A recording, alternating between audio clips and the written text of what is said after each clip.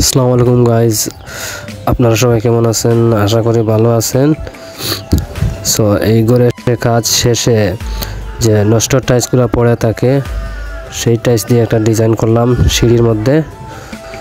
So আমি অনেকেই বলে এই পরিত্যক্ত টাইলসগুলো দিয়ে কিছু ডিজাইন করতে, আমি অবশ্যই না করে দেই, কারণ এগুলো অনেক সময় লাগে, অনেক পরিশ্রম করতে হয়। সো কাউকে দেওয়া হয় না, কিন্তু এই জায়গায় আমার অত্যন্ত একজন সম্পর্কের একটা মানুষ, সো ওই জায়গাতে এইটা না দিয়ে পারলাম না, সো আমি দিতেই হয়েছে। আসলে আপনারা দেখবেন অসম্ভব সুন্দর লাগতেছে। সব রকমের টাইলসগুলোকে ছোটো ছোটো করে ভেঙে লাগিয়ে দিলাম।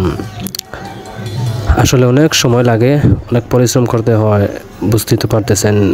একটু কষ্ট করলে তো কেষ্ট মিলে, তাই না?